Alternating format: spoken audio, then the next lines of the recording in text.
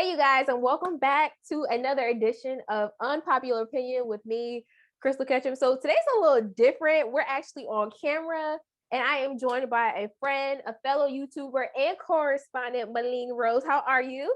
I am well, Krystal. Thank you so much for having me. Listen, Coming to America is my favorite film of all time. So it makes sense that you have me on to speak on it. Yes, ma'am. So, as you guys can tell from the title, we are going to give you our unfiltered thoughts on Coming to America 2, the sequel. So, how I always start out on a scale of 1 to 10, what did you rate the movie? So I think the movie was a good 6.5, 7. I think so like I said, I'm a super fan of Coming to America. And when I heard that they were doing a sequel, I was excited. But I also came in knowing to separate the classic from the sequel because I knew there's no way they can top or match the classic. So I came in with low expectations. I really just came in, wanting to see the characters 30 years later, wanting to see how things develop 30 years later. So that's how I came in with um with the sequel. What about you? So, my heart was hurt because I'm gonna tell y'all right now, I came in with high hopes because I'm an Eddie Murphy fan. Like I've loved everything he does, especially comedy, right? So I came in with high hopes. I wanted to see Akeem evolve. And if Hmm. I had to rate this movie, I'm gonna give it a 5. And a 5 in my book means it's not something you gonna jump to watch on a date night or if you with your friends. It's something you watch because ain't nothing else on TV. And the reason exactly, like the reason why I give it a 5 is because it was just hard to follow. By the way, if you haven't watched this movie, you might want to click off now because we are going to Yeah, spoil it spoiler for alert. you. The storyline just did not hit for me. I'm all about the storyline, especially us as journalists. It's like we care about the story. Hmm. The story felt flat for me. So, Yeah. get into our next point. What did you think about the storyline? So honestly, for me, there was a few times I caught myself thinking why they choose this storyline to run with Mm-hmm. because it was kind of confusing to follow, and especially knowing Akeem's real character, it did not make sense that one night he had a one night stand after being coerced into meeting up with someone after the club, and then you know um and then just having sex with them unconsciously, and then now he has a son. Like, it made no real sense to me. Mm-hmm. So like the storyline was kind of off for me. For me, I definitely agree with you there, right? But the point for me is in the first film, like the father was overprotective and was trying to pick him a wife, right? And his father was never degraded to him in the first movie, not to my knowledge. But in this movie, right? Spoiler again, the dad had like a 20-minute scene, and it was so degraded to him because of course Akeem doesn't have any sons from his knowledge. He just has 3 girls, but he's just talking to him so crazy, and it from the first movie, it was like his dad was so protective, wanting to get him back to America. Now it's like his dad is just degrading him left and right. Like, where's your Mhm, son? Where's your seed? Like, mhm, your sperm don't work or something like that. That was kind mhm, of throwing me off. And mhm. then the introduction of Wesley Snipes' character kind of was a throw off too. It's just like, oh, Just where's random Wesley? man. Yeah, Yeah. like where is Wesley Snipes supposed to be from, and why does he want to take over the moon? Like that kind of threw me off. But when it came to like speaking on, you know, King Joffrey Joffre being, degrading towards Akeem, honestly, um I didn't really catch that as much because I remember him being someone who was very outspoken and very assertive and very direct. Hmm. So I did not really pick up much on that, like you said. But um on Wesley Snipes' introduction, I don't understand why he was so mad.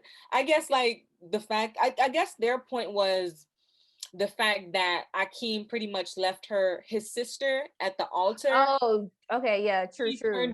She turned into some, like, she had like a curse on her where she can only speak or bark or something like that.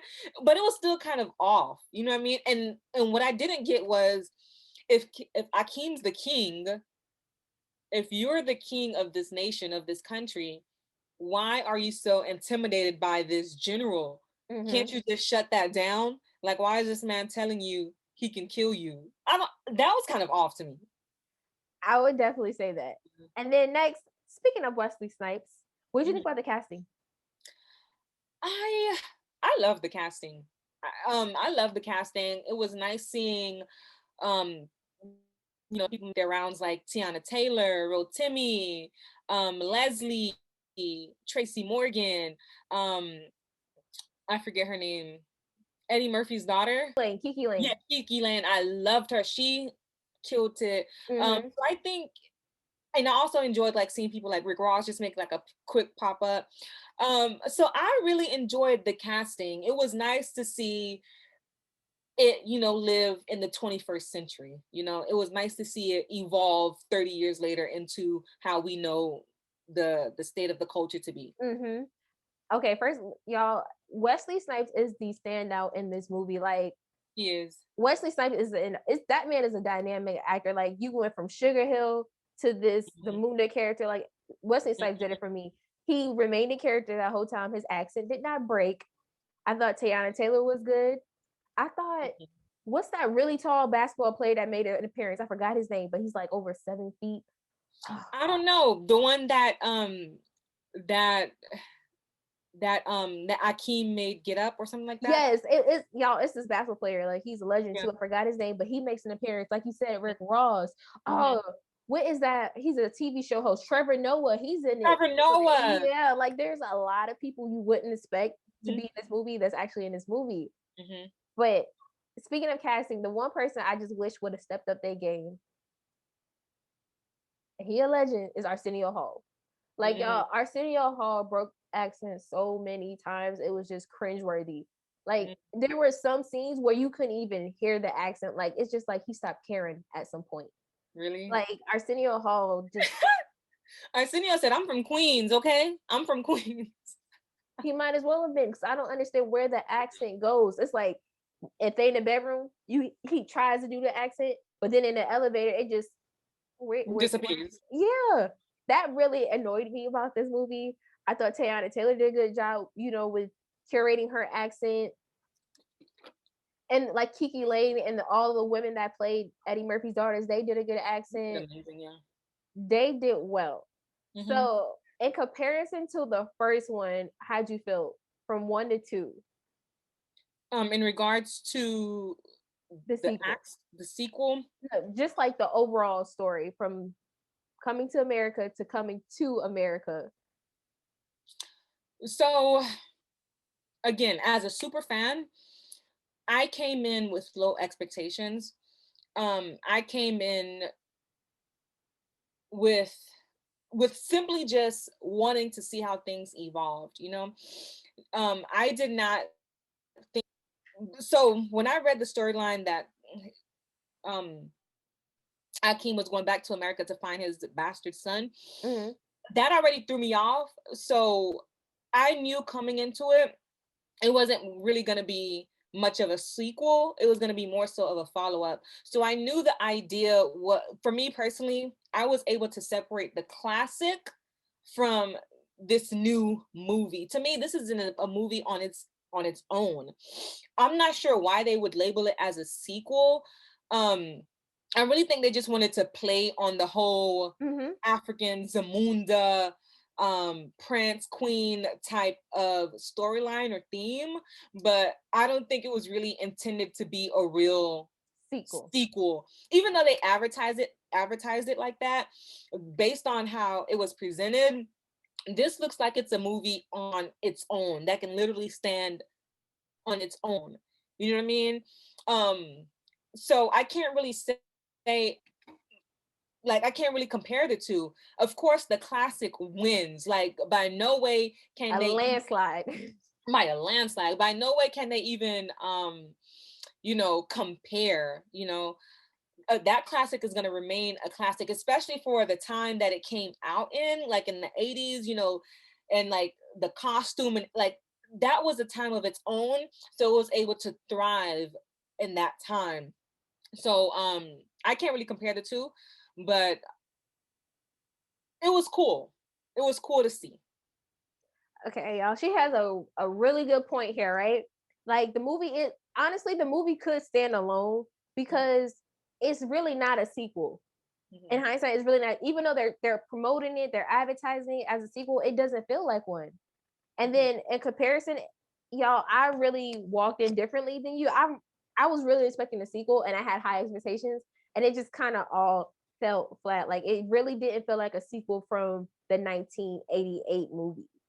Like Mm-hmm. this movie could really just stand alone. I Mm-hmm. feel like the first movie was realism mixed with comedy, like Mm-hmm. comedy based on realism, right? This one is just an exaggeration, and you just sprinkle some comedy up in there. That's what it felt like, and So I have a question. So if this movie can stand alone, right? If it were to stand alone on its own, would you still rate it a 5? great question. Yeah, because it's not something it don't to Okay, me. that's fair. I My got you. rating also has like that replay value. Like that's I also include that, and it's not something I'm gonna watch like go back to. Like Mm-hmm. after yesterday, I don't know when I will watch this movie again. To be honest, I don't. Mm-hmm. Mm-hmm. I Now, agree. I agree. I don't see myself. but your rating was pretty high. I'm like, you must have really liked this. Like, would you have paid to go see this in a movie theater? I would have. I would have. But of course, when we paid to go see a new movie, we don't know what to expect. Mm-hmm. So I literally would have paid for it. Would I have been disappointed? I'm Would you not want your? sure. Would you want you? No, So I'm no, not. let me rephrase it. Would you want your $13 back? Because that's usually what it was about when before all COVID. But I'm not sure. I'm not sure because again, like I said, I enjoyed the movie for what it was. My expectations were low, and being that my expectations were low, I think I was able to see the humor and the comedy in it. So, would I have been disappointed? I'm not sure. girl, let me tell y'all, I would want my $13 back. Like I know I would have been pissed. I was like, bro, I could have caught this on Netflix. Like honestly, this is the type of movie where I'm like, I want my $13 back. This is it wasn't hitting for me. Hmm. And I'm not trying to compare it to other sequels, but for example, one of the good sequels I love like to death was The Best Man. That is my I love definition that. of a Yeah, sequel, that's a sequel. Okay, but a that sequel with growth, right? yeah with But growth. this right here, I mean, technically that it is a sequel, but I wouldn't say it's a sequel with growth. Yeah, I agree. There wasn't if if anything it was more so showing the times that we lived in, with all the advertising and the show of Spotify and Fashion Mm-hmm. Nova and like the mention of those things, so it was like really showing or speaking to the times that we are living in. But yeah, I And agree, it wasn't much of a Mhm. it wasn't to wrap up. We're gonna take it all the way back to the beginning. Do you really feel like Coming to America is one of those movies that needed a sequel? Absolutely not. Hell no, not at all. Especially with the way that, Preach. especially in the way that they followed it up with, him having a bastard son. They could have kept it. They definitely could have kept it. But like I said, I still enjoyed it for what it was. They could have kept it, but I still enjoyed it for what it was. It was really nice to me to see Lisa, like she was so beautiful 30 years later. Girl, she And didn't age a bit. she did not age. She did She not was age. good, y'all. It was just, and it was, what I also loved about it, I'm happy that like the full cast, almost the full cast, The entire full made it cast. made it to 30 years to be able to be on the screen together. So Mm-hmm. that was so beautiful to me. Like Arsenio, like the main characters, all of them were there. You know, so I think that was really beautiful and that was really nice to see. So I was able to enjoy it for what it was. And I also found myself like picking up on a few things like at the end when just like because like there were certain points where they would try to reference the classic to Mm-hmm. this new one. And so I found myself like at the end when I'm not sure. I think the sister asked him, "Would you really have traded all this for queens or something?" I'm sorry. Yeah, for I forgot what the exact wording is. Mhm. Would you have really like traded all of this in? And they were like, "Nah." Like, I don't know. I picked up on certain things like that. So I think it was cool to kind of, pick up on certain things and enjoy it for what it was. You know what I mean? And they know. They even mentioned it in the storyline. Like they know, like the sequel is unnecessary. Yep. Yeah, They they that because that's mhm. yeah, so they know. So I think it was really just made out of pure fun. Let's just do this for the fun of it. Let's just do it for the culture. So I enjoyed it. It was fun. It was just a fun movie. I don't think we should take it too seriously. Like it's not something to take too seriously.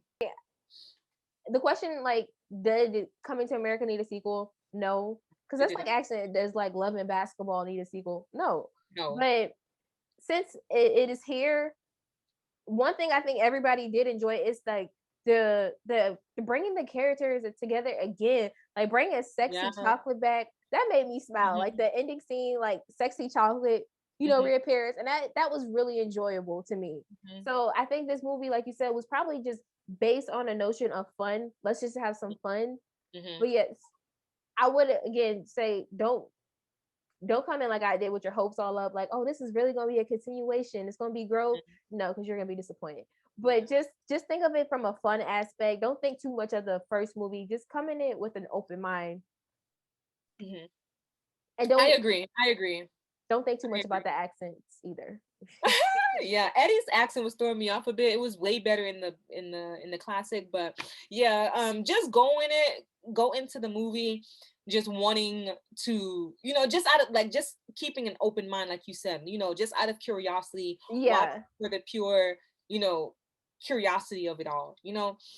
So definitely. you can never beat a sequel. I'm sorry, you can never beat a classic, nor can you really match it. It's rare that it happens. Very But rare. yeah. Very, very rare. Yeah, especially 30 years later. So Exactly. Well, thank you for joining me. And I want to hear from you guys in the comments. What did you think of the movie? Did you like it? Did you not like it? And why? And tell me, do you think they'll try to hit us with a third sequel? Like, I really want to hear from you guys in the comments. And I'll see you guys in my next video. Bye. I hope they don't.